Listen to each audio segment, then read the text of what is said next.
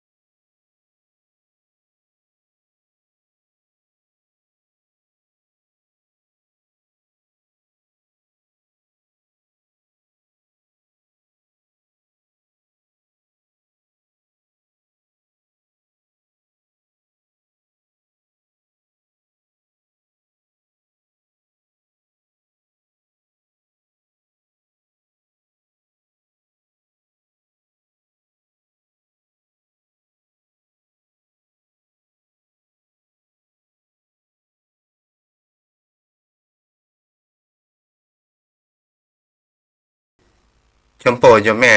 ท่านผู้ฟังเอากะรับฟังกัน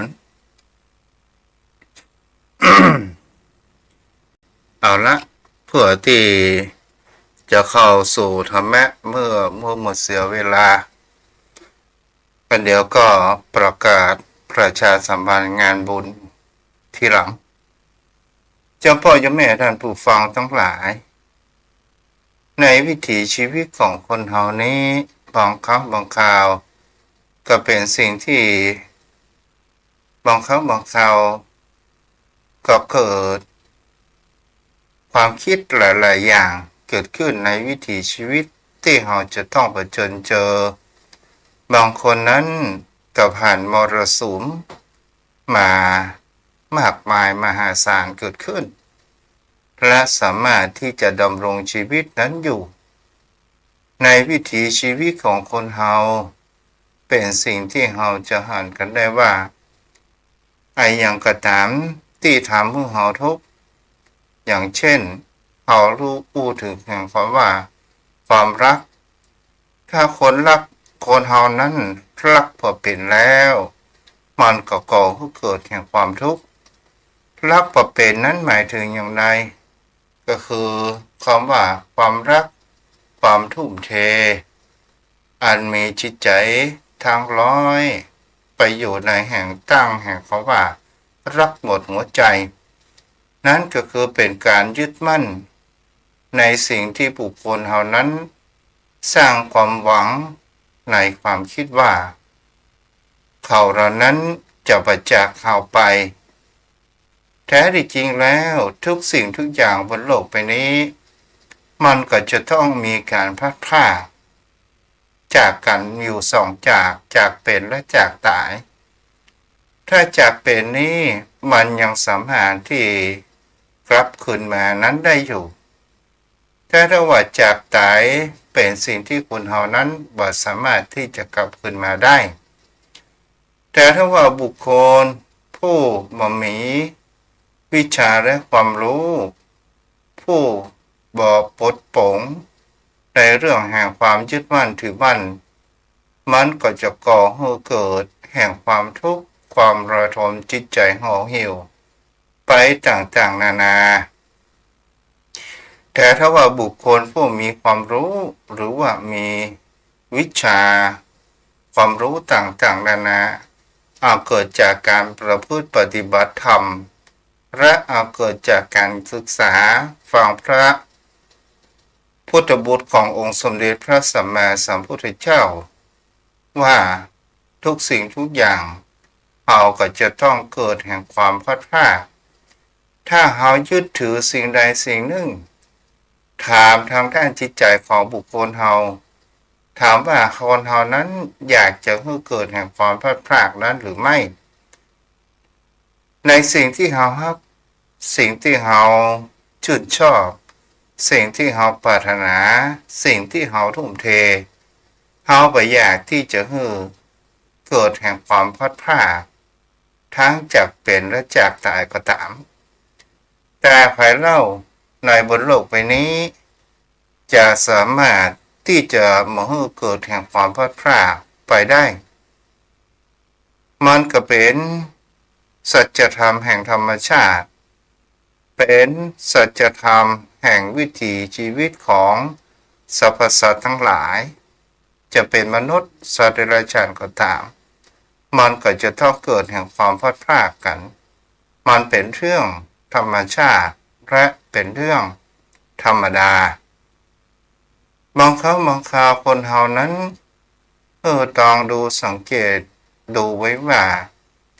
บางสิ่งบางอย่างเราก็ดูสังเกตก็ว่าพลัดพรากจากที่อยู่อย่างกับลูกตัวนี้บวชเป็นสามเณรจู่วัดบ้านเกิดที่บ้านเกิดของตัวเองอยู่ได้เพียงแค่2 ปีถ้ารับรวมถึงความเป็นละอ่อนก็อยู่ประมาณ13 ปีศรัทธาญาติโยมทั้งหลายพอเวลาที่เราจะต้องพลัดพรากจากอ้อมอกของพ่อของแม่ของครูบาอาจารย์แล้วก็เป็นชีวิตแห่งการเดินทางเพื่อที่จะศึกษาแห่งความรู้ก็ไปอยู่บางที่นั่นก็อยู่ปี2 ปี3 ปีแล้วก็มาวกมาอยู่ที่ทุ่งปะเกร็ดเนี่ยนานพอสมควรศรัทธาญาติโยมทั้งหลายแล้วเราจะเห็นได้ว่าวิถีชีวิตแห่งความเป็นคนเป็นเพราะว่าวิญญาณของคนเป็นมันไม่ได้อยู่กับที่อย่างถาวรแต่นี้กับมันก็เป็นเรื่องของธรรมชาติสิ่งที่คนเฮานั้นควรที่จะได้ศึกษาจอมพ่อจอมแม่บางครั้งบางคราวมีสิ่งที่พลัดพรากอย่างที่จากเขาไปจะเป็นของที่เฮาฮักมันสูญหายไปและเฮาบ่ได้คืนมาเฮาเกิดแห่งความทุกข์ใจเกิดแห่งความกระวนกระวายต่างๆนานา จอมพ่อจอมแม่เฮาก็ลองดูสังเกตสิ่งที่ใกล้ตาใกล้ตัวของเฮานั้นก็คือคำว่ากุญแจสถานญาติโยมทั้งหลายบางครั้งบางคราวเฮาลืมไปไว้ที่ใดที่หนึ่งก็ดีแล้วเกิดป่ออกเมื่อเกิดป่อออกแล้วมันก็เริ่มมีความสับสนเริ่มมีความ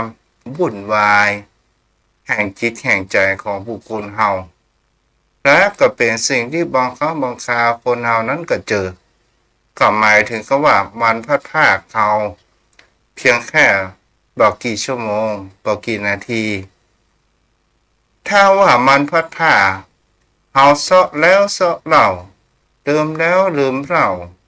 ยิ่งหาก็ยิ่งมีความหมองหม่นอกหม่นใจตอนสุดท้ายมันหายไปอย่างแท้จริงจะเป็นการลืมคิงลืมไว้ที่ในกระถางและตอนสุดท้ายเราก็หันได้ว่าอ๋อถ้าเราบ่อยากจะวุ่นวายกับแม่กุญแจตัวเดียวเราก็ต้องปล่อยแล้วเราก็ไปซื้อแม่กุญแจใหม่นั้นมาล็อกอย่างนี้เป็นต้นเนี่ยแหละยอมพ่อยอมแม่บางสิ่งบางอย่างที่คนเรานั้นใกล้ตัวถ้าเรามีลูกมีหลานมีพ่อมีแม่พ่อแม่ก็จะต้องมีการพัดพรากจากลูกจากหลานหรือลูกจะพัดพรากจากพ่อจากแม่นั้นไปก่อนในวิถีชีวิตของคนเรานั้นจะต้องมีการพัดพราก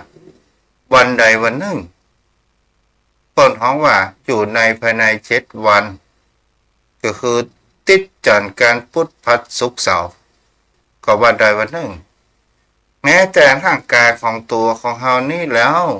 ก็เหมือนกันโยมพ่อโยมแม่เฮาก็ลองดูสังเกตว่าเฮาฮักเฮาทนุถนอมเฮาบำรุงมันอย่างดีแต่สุดท้ายถึงรักแสนรักอย่างใดก็ตามตอนสุดท้ายเฮาก็บ่ได้เอาไปตุยสิ่งที่จำติดตามของเฮาไปตุยนั้นก็คือเชื้ออันเป็นแห่งคำว่าวิบากกรรมจะเป็นวิบากกรรมที่ดีหรือวิบากกรรมที่บดีก็หมายถึงก็ว่ามีกับบุญกับบาปต้องหันที่เฮาจะนำพาไปถ้าเฮาเกิดมาในชาตินี้เฮาบ่มีธรรมะอยู่ในจิตในใจเฮาบ่ได้รักษาศีลกินทานเฮาบ่ได้อบรมจิตใจของเฮาแล้วเฮามัวแต่เพลิดเพลินในวัยมัวแต่เพลิดเพลินในยศถาบรรดาศักดิ์มัวแต่เพลิดเพลินในแห่งทรัพย์สินมรดกต่างๆนานาตอนสุดท้ายขายมาอู้เรื่องตายเอาเกิดแห่งความวิตกและความกลัวเกิดขึ้นนี่แหละตอนสุดท้ายเฮาก็ลงตายเมื่อก่อนที่เฮาจะรับตาลาโลกนี้เฮาก็หันได้ว่าเฮาก็บ่ได้เตรียมให้อย่างสักอย่างทรัพย์สินสมบัติอันเป็นบุญญาทรัพย์เฮาก็บ่ได้เตรียมเมื่อยามเป็นคนเปิ้นไปบอกไปทำบุญขินทานสร้างบุญญาบารมีไปบริจาคของไปถวายเพลไปเลี้ยงตุเลี้ยงพระมีการงานบวชอย่างกระตามเปิ้นชวนไปประพฤติปฏิบัติธรรมก็มักอ้างว่าจะว่าคิดว่าซึ่งมันเป็นอนาคตไปเสียทั้งหมดในแห่งความอ้างของบุคคลเฮาแล้วบางคนนั้นก็บอกว่าเข้าวัดไปได้มันฮ้อนเนี่ยแหละสถานญาติโยมทั้งหลายคนเฮามีสุขนี่จะมาถามถึงวัดถึงว่าเวลาบ่มีโรคภัยไข้เจ็บจะมาถามถึงหมอบ่มีคดีจะมาถามถึงทนายถึงตำรวจเมื่อคนเฮามีทุกข์ เช่นจะถามถึงวัดถึงวาบางครั้งบางคราวมันก็สายไปแต่โยมพ่อโยมแม่ท่านผู้ฟังที่รับฟังกับลูกทุนี้ก็ถือว่าตั้งอยู่ในความไม่ประมาทในฟังพระสงฆ์องค์ข้าเจ้าแต่ละรูปที่ทางสถานีวิทยุนั้นได้ตั้งแต่เปิดจนถึงปิดในช่วงภาคดึกเราก็ได้ธรรมะหลายอย่างตลอดจนถึงธรรมะในวิถีชีวิตประจำวันจอมพ่อจอมแม่เฮาก็ลองดูว่าสิ่งที่บุคคลเฮาควรระมัดระวังมากที่สุดมีคำสอนของพระพุทธองค์บอกไว้อันข้อหนึ่งว่าจงอยู่กับปัจจุบันมากที่สุดลูกทุนั้นก็ได้สังเกตได้พิจารณาว่าทำไมพุทธองค์ถึงบอกว่าจงใช้ชีวิตอยู่กับปัจจุบันให้มากที่สุดคำว่าใช้วิถีชีวิตอยู่ปัจจุบันมากที่สุดนั้นก็คือจิตใจของคนเฮานี่เองโยมพ่อโยมแม่ถ้าเฮาลองปล่อยจิตปล่อยใจของเฮานั้นเที่ยวไปคิดไปต่างๆนานาเกิดขึ้นหมายถึงคำว่าปล่อยให้จิตใจของเฮาเลื่อนลอยไปในทางที่อื่นอยากได้อยากมีอยากเป็นอยากมีเงินเยอะๆมีความเพ้อฝันอยากจะสร้างอนาคตมีครอบครัวอยากจะสร้างบ้านสร้างจองใหญ่โตมโหฬารเฮาปล่อยความคิดเหล่านี้ไปมันก็เลยเกิดแห่งความทุกข์มาหาจิตใจหาเจ้าของตัวของมันเองนี่แหละโยมพ่อโยมแม่หมายถึงเขาว่าจิตขาดสตินี่เองบางครั้งบางคราวโยมพ่อโยมแม่เฮาก็ลองดูสังเกตว่าถ้าเฮาปล่อยจิตปล่อยใจเมื่อลอยคิดไปที่อื่นเหมือนอยากจะมีแห่งความสุขต่างๆนานาเกิดขึ้นแต่บางครั้งบางคราว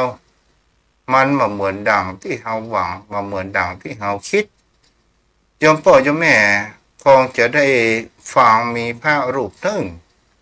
ครั้งพระพุทธกาลที่อุปถัมภ์อุปถากยังหลวงลุงของตัวเองก็จำชื่อมาได้พระภิกษุรูปนี้ศรัทธาญาติโยมทั้งหลายเมื่อเป็นคฤหัสถ์ก็ได้ความปรารถนาดีในหลวงลุงก็ได้เอาผ้าไตรจีวรชุดหนึ่งนั้นไปถวายหลวงลุงแต่หลวงลุงนั้นไม่ยอมรับเพราะว่าไตรจีวรมีแล้วจะฮับซ้อนนั้นก็ไม่ได้พระรูปนี้เนี่ยศรัทธาญาติโยมทั้งหลายก็ได้นั่งพัดวีหลวงลุงของตัวเองเพื่อหายจากความร้อนแต่มันเป็นในช่วงที่บ่ายพอดีบ่ายพอดีนี่ก็หมายถึงคำว่ามันมีมารมาประจนนั้นก็คือความง่วงและผสมไปด้วยแห่งความโกรธที่หลวงลุงมาฮับผ้าของตัวเองเลยมีความเพ้อฝันปล่อยจิตล่องลอยไปที่อื่นก็โดยมีความคิดว่าถ้าเฮาศึกแล้วเขาจะไปมีครอบครัวมีครอบครัวแล้วเขาคงจะมีลูกเมื่อมีลูกแล้วจะพามาเหี่ยวหาหลวงลุงศรัทธาญาติโยมทั้งหลายคิดเพ้อฝันไปและตอนสุดท้ายพัดทีวีนั้นก็ไปโขกหัวหลวงลุงก็บอกว่าอ้าวเธอคิดอะไรอย่างอยู่ศรัทธาญาติโยมทั้งหลายนี้เรียกว่าปล่อยจิตไปท่องเที่ยวถ้าเอาไปอยากจะปล่อยจิตไปท่องเที่ยวคือมันเจริญสติอยู่มันเกิดขึ้น ต่อมาศรัทธาญาติโยมวันนี้ก็มาเรื่องเล่าเป็นธรรมะบันเทิงให้โยมพ่อโยมแม่นั้นได้รับฟังกันสักเรื่องหนึ่งเพื่อให้เกิดแห่งความบันเทิงจิตใจ จะเอาเรื่องธรรมะล้วนๆก็คงจะเกิดแห่งความเบื่อเกิดขึ้นเพราะว่าอย่างก็ตามพวกเขาว่ามัชฌิมปฏิปทาอันนั้นหน่อยอันนี้หน่อยมันก็แข่งแค่มันก็ลำกันนะสถานญาติโยมทั้งหลายเอาละจะอูดในเรื่องเราก็คือเรื่องนี้บอกว่าหมอผีจำเป็นถ้าเขาอูดในเรื่องนี้สถานญาติโยมทั้งหลายบางสิ่งบางอย่างบางเรื่องบางราวก็เป็นสิ่งที่บุญกรรมบุญญาบารมีของคนเท่านี้บางครั้งบางคราวมันก็เหมือนกับว่าทักทายอย่างก็เหมือนกับว่าไม้สอดตาปุ๋ยจะเกิดขึ้นในเรื่องนี้มีบุคคลคนหนึ่งสถานญาติโยมทั้งหลายชื่อว่านายมาถ้าเกิดไปกระทบใครก็ขออภัยตัวเองแล้วมีเพื่อนชื่อว่า นายสิงห์แล้วมีบุคคลที่เป็นตัวเอกชื่อว่าเสือนายมากับนายสิงห์และนายเสือซึ่งเป็นที่เป็นมิตรสหายกันแล้วก็มีการเจริญเติบโตกันนั้นใหญ่ขึ้นเสือนี้ก็เป็นหนุ่มตาที่รูปหล่อแต่อับจนไปด้วยแห่งเขาว่าเป็นลูกกำพร้าถึงพ่อถึงแม่ก็ได้อยู่กับยายเมื่อยายหรือว่าแม่อุ้ยได้ลาลับโลกนี้จากไปแต่บังเอิญเขาก็เป็นคนที่มีความขยันขวนขวายแต่ที่หนนั้นเหลือเพียงแค่หน่อยเดียวศรัทธาญาติโยมทั้งหลายเป็นสิ่งที่จะหันได้ว่าเสือนี้ก็ได้รักแอบชอบไม่หญิงผู้หนึ่งและตามภาษาแห่งความเป็นคนบ้านนอกในสมัยตะก่อนโยมพ่อโยมแม่จะหันได้ว่ามานี้ก็เป็นบุคคลที่มีมากับสิ่งนี้เป็นลูกที่มีฐานะที่มีพอกินเกิดขึ้นแล้วก็เป็นสิ่งที่จะหันได้ว่าในเสือนี้ก็เกิดในการที่ตามภาษาเราอ่อนพันหนอกบังเอิญในช่วงนั้นเป็นช่วงที่น้ำอัดลมกำลังเข้ามาใหม่ๆมันก็มีร้านค้ายายเที่ยงศรัทธาญาติโยมทั้งหลายเมื่อเขาทำการทำงานซับเสร็จเรียบร้อยเอาซับเสร็จเรียบร้อยเอาเข้าขึ้นในหล่องอย่างซับเสร็จเรียบร้อยเขากับการไปเอี่ยวนายมีนี่ก็บอกว่าวันนี้จะเลี้ยงน้ำอัดลมงูสู่เขาถึง2 คนก็เลยศรัทธาญาติโยมทั้งหลายสิงห์และเสือ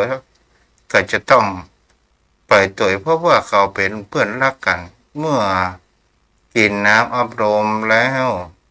เกิดแห่งความซาบซ่าเกิดขึ้นโดยในสมัยนั้นเนี่ยน้ำแข็งเปิ้นยังเอาขี้เลื่อยปกอยู่เป็นน้ำแข็งมือเนาะสถานญาติโยมทั้งหลายใครจะกินน้ำอัดลมเปิ้นก็เอาค้อนทุบแล้วก็เอามาใส่แก้วยายเตียงนี้ก็เช่นเดียวกันก็ได้เอาน้ำอัดลมของเขาได้ดื่มกินกันแล้วก็ซาบซ่านโอ้มันซาบซ่านอย่างอี้ศรัทธาญาติโยมทั้งหลายเขากินแล้วก็เกิดแห่งความอู้จากันสนุกสนานและก็เดินซึ่งเป็นในเวลาค่ำและทีนี้ก็มีเสียงบุกเบกโวยวายในบ้านหลังหนึ่งของตาแสงลูกสาวชื่อว่าแววศรัทธาญาติโยมทั้งหลายก็ได้เข้าไปดูว่ามันมีเหตุการณ์อย่างคนไฟมุงตลก กันมีการร้องไห้หัวเราะต่างๆนานาเกิดขึ้นแปลว่าลูกสาวลุงแสงก็คือแววนั้นผีแกะเข้าสิงสถานญาติโยมทั้งหลายผีแกะเข้าสิงเนี่ยอย่างใดก็มาออกแล้วเขาก็ไปจ้างหมอผีมาไล่หรือชื่อว่านายส่งสถานญาติโยมทั้งหลายส่งนี้เป็นหมอผีอ่าอย่างที่ได้เอาไม้หวายฟาดลงไปตัวของเบลเขียนอย่างใดเสกคาถาอาคมอย่างใดก็มาออกแล้วพ่อแม่ของเบลก็ได้ยับตัวของเบลขึ้นมาสถานญาติโยมทั้งหลายเปิ้นว่ากำลังผีนี่มันนักและเวลนั้นก็หันลุงส่งกำลังมนอ่าแปลงแปลกยุบยิบยุบยิบยุบยิบมนคาถาอาคมเพื่อที่จะไล่ผีอยู่สถานญาติโยมทั้งหลายแววนั้นก็ติ่งทั้งลุงส่งตกข่มไปเฮ้ยอีแววมึงติ่งทั้งกูยังฮะแล้วลุงส่งก็โดนแห่งเขาว่าได้รับความบาดเจ็บหัวล้างข้างแตกเกิดขึ้นและทีนี้ก็สู้มาได้ก็เลยเขาว่าจะไปซ่อหาหมอผีไหนจะไล่ผีกะเนี่ยมาเข้าสิงเนี่ยโอ้สถานญาติโยมทั้งหลายบางเอิญเสือเป็นคนที่มีแห่งคำว่าไหวพริบก็เลยเข้าไปว่ามีจิตอาสาเข้าไปว่าเดี๋ยวเขาจะไล่ผีฮึสถานญาติโยมทั้งหลายลุงแสงขางลูกสาวพอสมควรเมื่อเหตุการณ์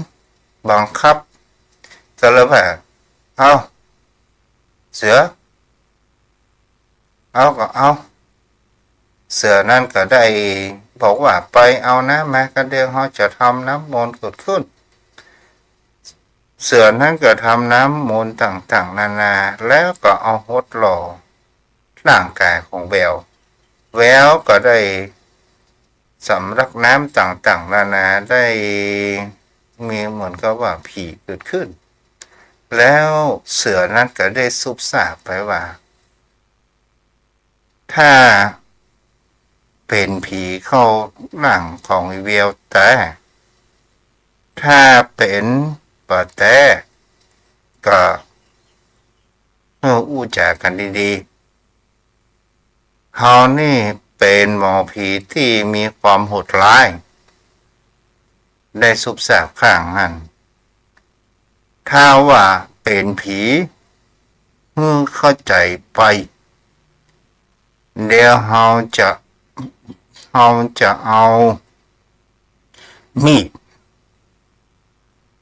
มาทับหัวโอ้สถานญาติโยมทั้งหลายแล้วถ้าหมอออกแหมเดี๋ยวจะแก้ผ้าให้พอ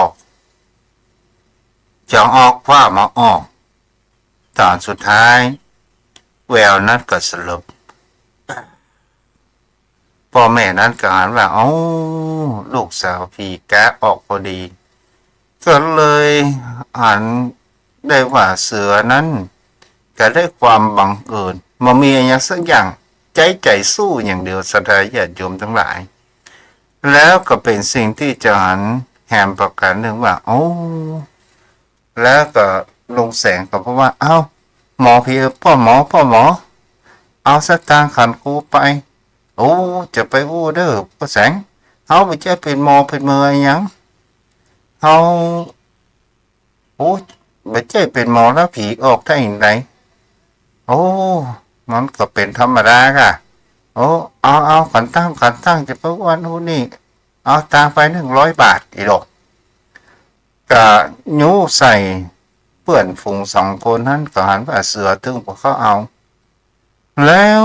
2 คนนะว่าเอาเสียเปื่อนมีน้ำใจเอาแล้ว สามสหายนั้นก็กลับบ้านกลับจองก็ได้อู้จากันปากเดียวจะเปลืองสตังค์โอ้หมอของ หมดถูกเขาเนี่ยก็ถึงมีละถูกเก่าน่ะทุกอย่างน่ะเงินทองก็บ่มีข่าวเล่าลือสกายญาติโยมทั้งหลายจากปากต่อปากเสือว่าเป็นผู้ขับไล่ผีนั่นเกิดขึ้นแล้วก็มีวันหนึ่งสกายญาติโยมทั้งหลายเสือนั้นก็ทางกำลังฟันปวดห้องว่าขึ้นเปล่าๆอยู่รับจ้างเพิ่นขึ้นเปล่าๆอยู่มีคนมาถามเสืออยู่นี่ก็ป้าหมอว่าจะได้โอ้บัดนี้ขอไปไล่ผีละผีเข้าไม่อุ้ยเฮาเนี่ยเสือก็บอกว่าเฮากำลังทิศการทิศงานเฮาจะไปได้อย่างไรเพื่อบ่ายเบี่ยงแล้วละอ่อนคนนั้นก็บอกว่าขอเถอะขอพ่อหมอไปเถอะขอพ่อหมอไปเถอะขอพ่อหมอไปได้เถอะในเมื่อโดนสภาพแห่งความจำยอมไปกลับไปเดี๋ยวขอได้เอาปะเป้าขันแนงนี้ลงแล้วก็เดี๋ยวเราจะลงไปล้างตีนล้างมือแล้วเราจะตัวไปเด้อโอ้สาธาญาติโยมทั้งหลายเมื่อลงจากต้นปะเป้าล้างตีนล้างมืออย่างซับเสร็จเรียบร้อยก็ไปบ้านละอ่อนหนุ่มคนนั้นซึ่งผีกากำลังเข้าล่องตืออยู่สถานญาติโยมทั้งหลายเฮ้ยเสียงดังต่างนาเขาจะกินนั้นเขาจะกินนี้ไปสปะสปันเอาลาบมาแกงอ้อมไม่ไหนสาธารณญาติโยมทั้งหลายโอ้เสียงนี้เสียงบัดใจเป็นเสียงคนเฒ่าละโอ้จะเอาอย่างใดดีเสือนั่นก็ได้หันแล้วก็บอกให้ลูกหลานเอาน้ำและเอาเตียนแม่ทำน้ำมนต์สถานญาติโยมทั้งหลายแล้วก็หดหัวมันเดิมแล้วถามแม่อุ้ยนั้นว่ามึงเป็นไผมึงมาเข้าสิงร่างแม่อุ้ยนี้มึงหูก่อในระแวกนี้กูเนี่ยเป็นหมอผีโหดที่สุดถ้ามึงหมอออกกันเดี๋ยวกูจะเอาหนามไม้ไผ่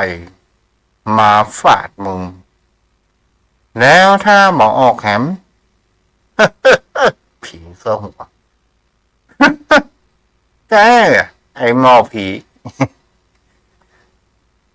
นึกว่ากูจะกลัวมึงแกหมอเสือนั้นก็มีจิตใจสู้สถานญาติโยมทั้งหลายสู้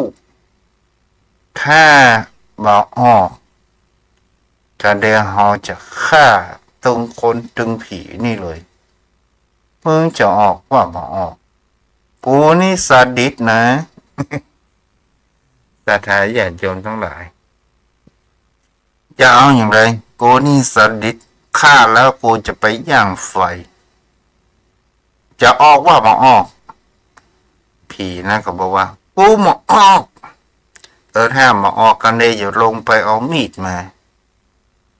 เอาเดี๋ยวอย่าไปเอามีดมารอนี่ก่อนเด้อเดี๋ยวอย่าไปเอามีดมาโอ้บอกผมไปเดี๋ยวออกแล้วจะออกแล้ว อันนี้ก็กลับกลายเป็นข่าวเล่าลือไปสาธารณญาติโยมทั้งหลายกลับกลายเป็นหมอผีจำยอมมีเจ้าบ้านเจ้าจองเกิดขึ้นมีความเลื่อมใสต่างๆนานาแต่เสือก็ดำรงมีคุณธรรมในเมื่อเปิ่นฮื้อเป็นหมอผีก็จะเป็นหมอผีบางครั้งบางคราวเข้ามาดูเหมือดูหมอก็บอกว่าเขา แกก็มีไหวพริบว่าคนที่มาดูหมอดูหมอก็คือคนที่มีความทุกข์บอกให้ปล่อยนกปล่อยป่าปล่อยหวยอย่างเขาว่าไปสะเดาะก็ไปถวายสังฆทานเดี๋ยวแล้วเอาสตางค์ที่เขามาดูหมอดูหมอใส่กระบอกไม้ไผ่แล้วเพื่อนฝูงนั้นเขาว่าโอ้สามยกพ่อสีนักเฮ้ยเอาเอาผ่าพ่อโอ้มันผ่าพ่อแล้วก็เลยหันทรัพย์สินมีเงินมีทองมาแล้วเสือนั้นมีไม่ยิงมาติดพันคนหนึ่งซึ่งพ่อแม่ก็ส่งเสริมมาปฏิบัติปัดปูงามแล้วก็ได้แต่งการแต่งงานอยู่ด้วยกันแล้วก็ดำรงชีวิตอย่างมีความประมาทนี่ปนว่าหมอผีจำเป็นไม่ใช่หมอผีกำรอหมอผีกำรอหมายถึงหมอผีหลอกลวงบางครั้งบางคราวเนี่ยในเรื่องนี้เป็นสิ่งที่เราจะหาในประการหนึ่งว่าคำปากของคนเราเนี่ยมันทำให้สำเร็จได้คำอู้คำจาของคนเราเนี่ยเราจะอู้ให้เปิ่นฮักก็ได้จะอู้ให้เปิ่นจังก็กันน้อยเดียวท่าแล้วเราจะอู้ให้คนสามัคคีกันมันก็อยู่ที่ปากจะอู้ให้คนแตกแยกกันมันก็อยู่ที่ปากฉะนั้นน่ะสดาญาติโยมทั้งหลายตามพระพุทธองค์บอกไว้ว่าอาวุธที่ร้ายกาจมากที่สุดบ่ได้อยู่ใกล้ตัวของเรานั้นก็คือปากเรานี่เองฉะนั้นเนี่ยเป็นสิ่งที่ระมัดระวังในแห่งเขาว่าในการอู้กันจาระมัดระวังในคำอู้เดินทาต่างๆนานาเกิดขึ้นวันนี้ ก็มีผู้รับฟังมีทางเฟซบุ๊กผู้ติดตามและรับชมมีทางแม่อำพรกันถ้ามีแม่จันเปงคนโยมแม่สมศรีน้อยปัญญาเนาะแล้วทางมือถือมีป้อนานสายันแม่วรีเกษมพันธ์ที่รับฟังเอาละวันนี้จะได้อู้กับป้อนานสักคำเด้อหมอว่าเปิ้นโทรมาถึง3 สายบทสรุปก้าไว้จะได้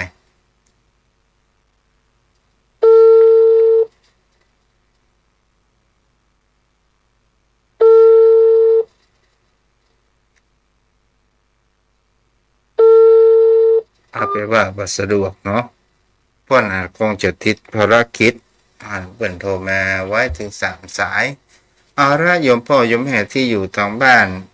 พอมาสนทนาธรรมกันเด้อโยมพ่อโยมแม่ถ้าจะมีอะไรอย่างทางนั้นที่จะมีปัญหาอะไรอย่างก็ได้ขออนุโมทนาแม่วรีเกษมพันธ์ด้วยได้เป็นเจ้าภาพ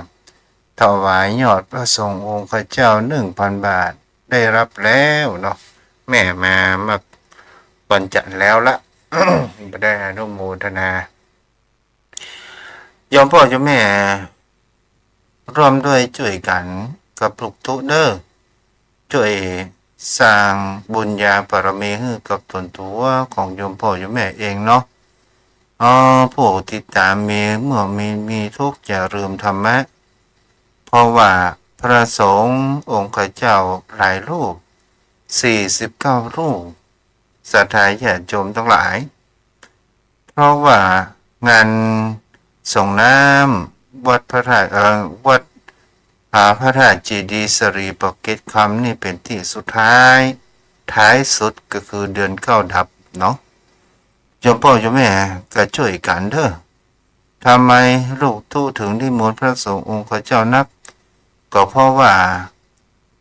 ใน49 วัดนี้เพื่อนนิมนต์เฮาไปก่อนตอนสุดท้ายเฮาก็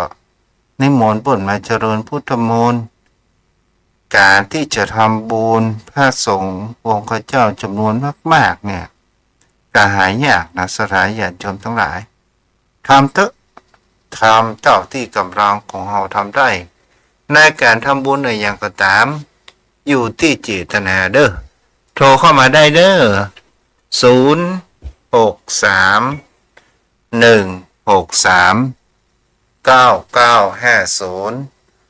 063-163-9950เวลา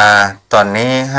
5:41 นาที063-163-9950มามีให้รับฟังแก้วันนี้เนาะงานส่งน้ำองค์พระธาตุเจดีย์ก็คืนวันที่23ที่นิมนต์ตัวเจ้า10 รูปมาสวดมนต์มาติกาทำบุญทักษิณานุปทานไปถึงยังครูบาอาจารย์ตลอดจนถึงศรัทธาญาติโยมที่ได้อุปถัมภ์อุปถากอย่างวัดป่าอารามวัดทุ่งประเกศตั้งแต่อดีตจนถึงปัจจุบันที่ร่มหายตายจากไปศรัทธาญาติโยมพี่น้องวันที่24เมื่อคืนเกิดนิมนต์พระสงฆ์องค์พระเจ้าจำนวน19 รูปก็ได้มาเจริญพุทธมนต์สวดมนต์ธรรมจักรเสกซ้อมย้อมยศองค์พระราชเจดีย์องค์พุทธปฏิมาทั้งองค์เก่าองค์ใหญ่องค์น้อยแล้ววันที่25ก็มีการเจริญพุทธมนต์สืบชะตาหลวงเจ้าพ่อเจ้าแม่ร่วมทำบุญด้วยกันใครจะเป็นเจ้าภาพโรงทานน้ำดื่มนี่เป็นสิ่งที่สำคัญบนโลกใบนี้น้ำที่สำคัญมากที่สุดก็คือพ้นของว่าบนโลกใบนี้ขาดน้ำไม่ได้เฮาก็ถือว่าเฮาก็ไม่เป็นโลกอย่างหนึ่งก็ขาดน้ำมาได้สิ่งที่ขาดมาได้ก็คือน้ำใจเนาะ063-163-9950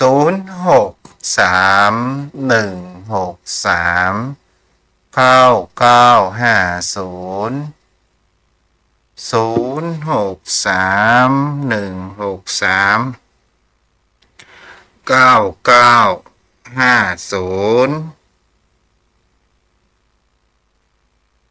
063-163-9950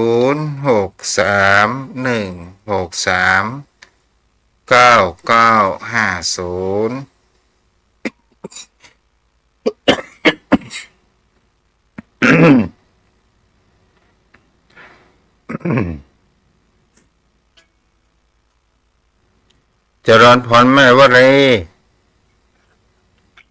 ตายกันเนี่ยภูมิแพ้ได้แม่แม่ยังไม่ตกจ้ะนะโมทนานะจ้ะ2-3 วันก่อนมันร้อนแล้วแม่แรงฝนตก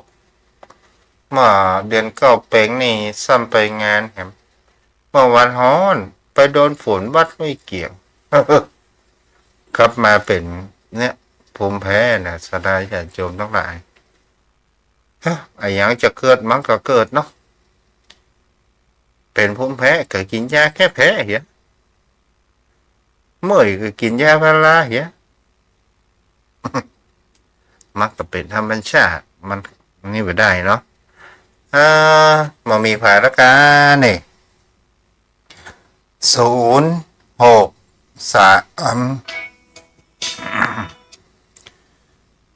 ขายเบอร์โทรมาจะปิกแล้วเด้อโอ้ตังโดซับแม่โอ้ตังโดซับเจ้าฟังอยู่เจ้าต้องฟังอยู่ชัดเจนดีเจ้าเมืองฝางอ๋อพี่น้องเมืองฝางฝนตกของกอวันนี้บ่ตกเจ้าอ๋อเจ้าบ่ฮ้อนเนาะเจ้าฮ้อนกะอ๋อเจ้า รักษาสุขภาพตัวเด้อในช่วงฤดูเปลี่ยน เจ้าสาธุขอบคุณเจ้า จ้าบุญรักษาพี่น้องเมืองฝางนำฝั่งน้ำบ่อสว่างเนาะ0631639950พ่อนานอินโสมทับ1สำรับอนุโมทนาเด้อสำรับ1ก็2,000 บาทพิเศษต้นหนานนี่ก็2,500เนาะ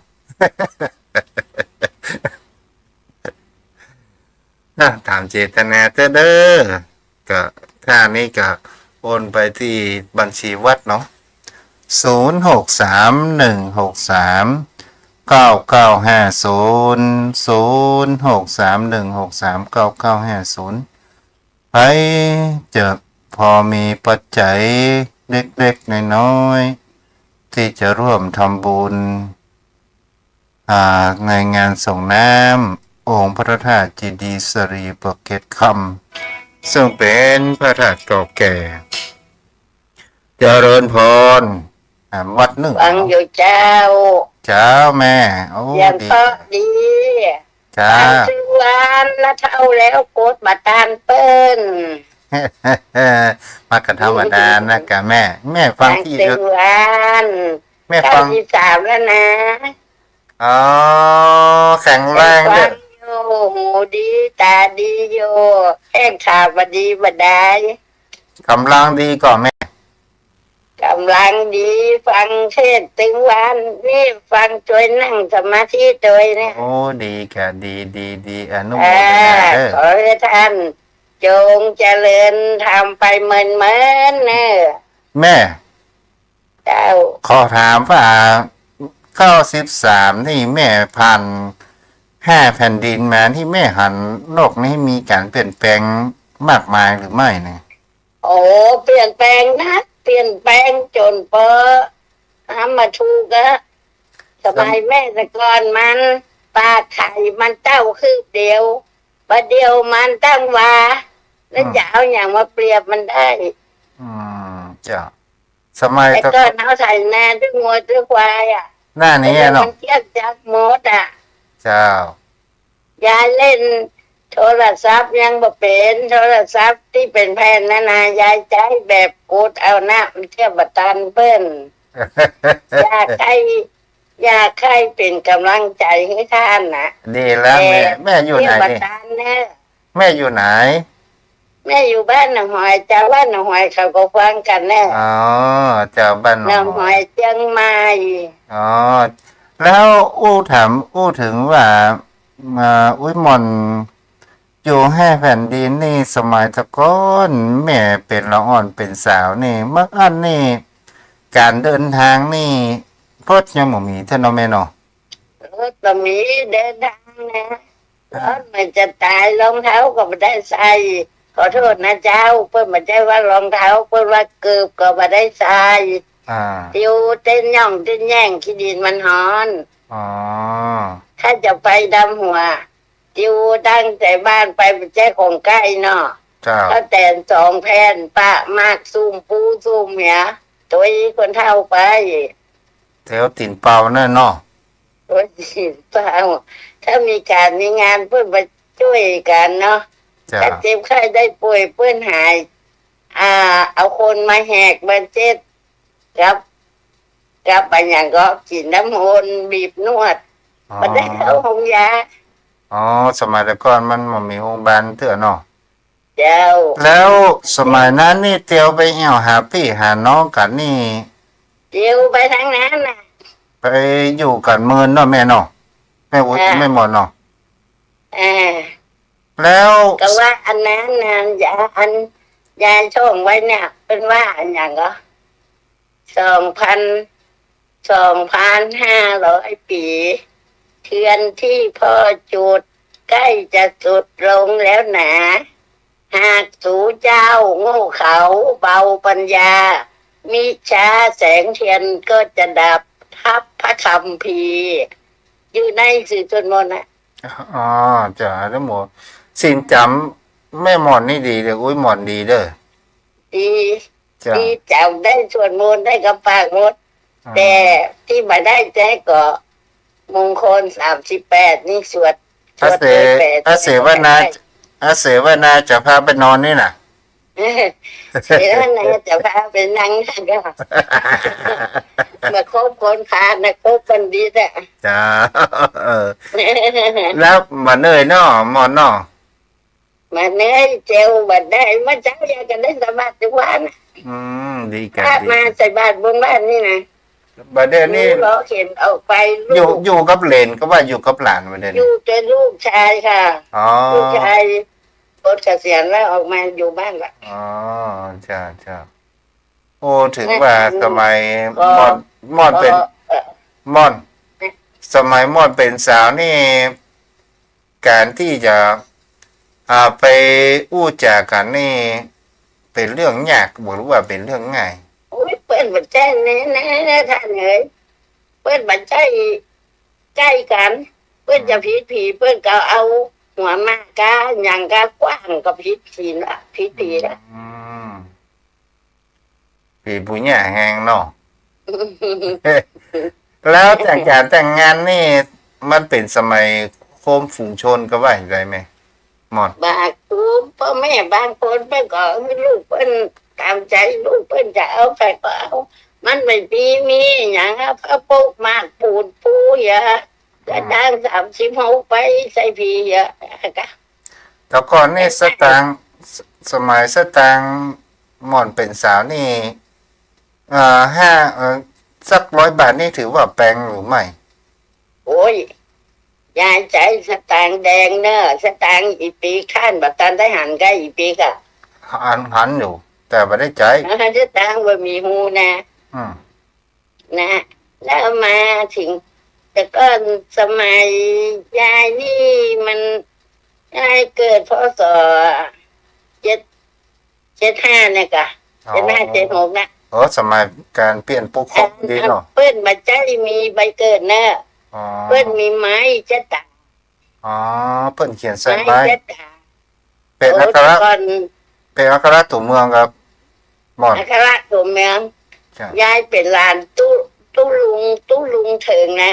เปิ้นเปิ้นบวชตั้งแต่น้อยถึงใหญ่ เปิ้นเขียนทำไว้อ่ะ แล้วยายก็ช่วยเปิ้นว่าไปยายใช่จะมีบุญมาใจปากก่อนนะเพราะว่าเจ้าไปช่วยตู้ลุงเปิ้นเอาฮักกับทรายอย่างน่ะ แล้วเปิ้นเอาเจดทำที่เปิ้นเขียนแล้วนะคือมันใสอย่างอ่ะ อ๋อหมอน ทำใบลานน่ะ หมอนยังเป็นออนยังได้จ่วยตู้ลุงอยู่เนาะ เจ้า โอ้ดีสั อันเปิ้นเขียนทำใบลานนี่เปิ้นยังเบิ่งเหยียบคือข้ามเลย นั่นนะแล้วเมื่อสมัยหมอนเป็นสาวนี่เฮียนตัวเมืองก็ว่าไม่ได้เฮียนเสียเลย ย้ายเฮียนตัวเมืองบัดจบได้กะเลยอ่ะ อืม มันต้องไปเอาย่านาพ่องเลี้ยงน้องพ่อง อันพ่อแม่มีลูก11 คนอ่ะ โอ้สมัยแต่ก่อนนี่นัก ก็ เลย ใจ5 คนไม่ยิง6 คน ประเด็นนี้เหลือไว้พ่องหมอน ฮะ เหลือไว้พ่องประเดียวเนี่ย บัดเดียวเหลียอยู่พ่อใจคนเดียวไม่ยิง4 คน โอ้ ยายมันสมบุกสมบันน่ะ อ๋อ ไข่หน้าอย่างยายโอ้สมมติน้องหอยนี่มันก็ยายได้3 คนพี่น้องอ่ะไทยนะ อืมหมอนเป็นพี่เก่าเหรอ บ่ใจเป็นลูกชวน4 ชวน 5แล้วก็หา อ๋อ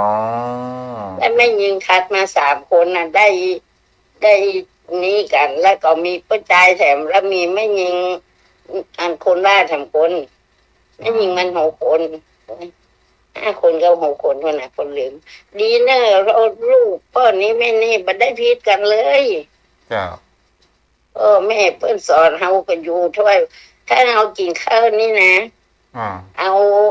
กับข้าววางนี่นะแกงข้าวบุ้งใส่ปลานี่นะ อืม บ่มีใครกินปลาละคือพ่อที่แม่กินถ้าพ่อแม่ว่าก็สู้จะมากินนะพากันได้ถ้าพ่อกินอิ่มแล้วก็ กินกะละป่าที่มัน หนีป่ากันนะ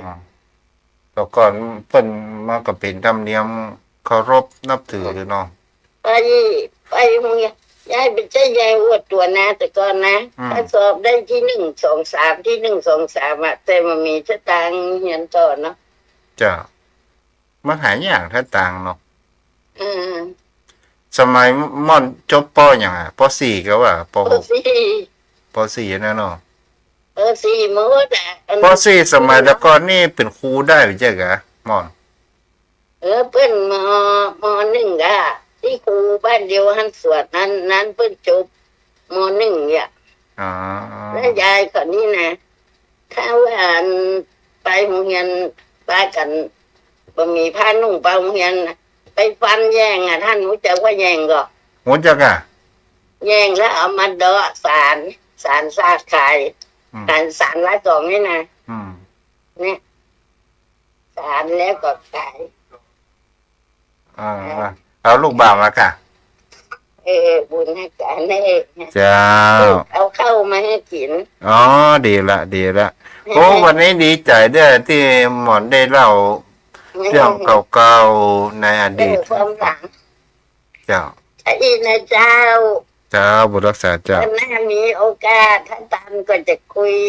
จ้าจ้า เจ้าดีบุตรรักษาเด้